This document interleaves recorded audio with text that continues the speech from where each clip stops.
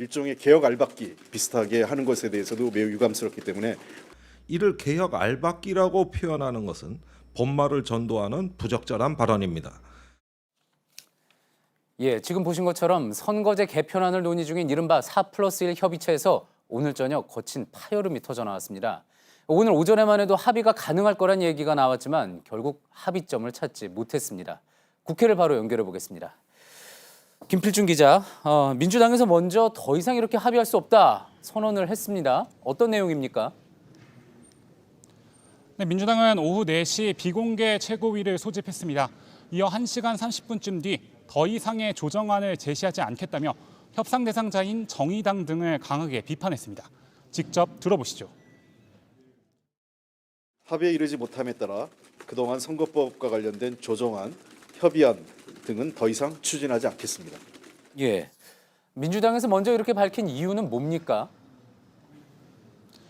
네, 가장 큰 이유는 연동형 비례율을 뽑는 의석수의 상한선, 이를 두고 민주당과 다른 군소정당이 합의점을 찾지 못한 데 있습니다. 민주당은 지역구 250석을 제외한 50석 중 30석까지만 연동형 비례율을 적용하고 나머지 20석은 기존과 같은 비례대표제를 유지하자고 주장하고 있습니다. 하지만 정의당 등은 비례의석 모두에 연동 비례제를 적용하자고 맞서고 있는 겁니다. 이렇게 되면 다수당인 민주당은 불리하고 소수당인 정의당은 유리하게 됩니다.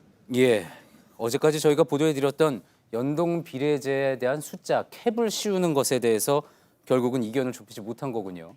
자, 그런데 오늘 오전에 이인영 민주당 원내대표는 오늘 타협점에 이를 거라고 그렇게 전망을 하지 않았습니까? 네, 그렇습니다. 이인영 원내대표는 오늘 아침 기자간담회에서 4+1 합의를 다시 추진해 본회의 동력을 만들겠다고 했습니다.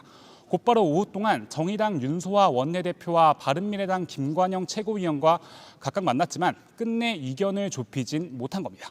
예, 금요일에 본회의도 열릴 수 있고 또 어느 정도 합의가 돼서 개정안에 대한 논의가 본격화되는 것으로 보였는데 오히려 더 금요일부터 갈등이 커지는 양상이군요. 네, 그렇습니다. 금요일에 예정됐던 본회의가 여야 합의는 물론 4+1 선거제 합의안도 불발되면서 본회의가 연기됐습니다. 이후로 민주당과 정의당은 날선말을 주고받았습니다. 정의당이 민주당은 대기업처럼 중소기업 후려치기를 하고 있다고 비판하자 민주당은 사과를 요구하기도 했습니다. 그렇다면 앞으로 협상에 대한 전망은 어떻습니까? 일단 오늘 민주당의 발표는 더 이상 끌려가지 않을 테니 이 선에서 합의를 보자는 최후 통첩 성격으로 봐야 할 것 같습니다.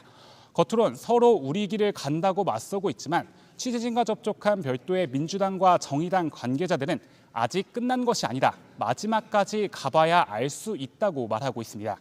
이인영 원내대표도 조금 전 기자들과 만나서 4+1과 만나야 한다고 얘기했습니다. 결국 협상은 내일로 이어질 것으로 보이고 이에 따라 본회의 개최도 유동적으로 바뀔 수 있습니다. 예, 잘 들었습니다. 국회에서 김필준 기자였습니다.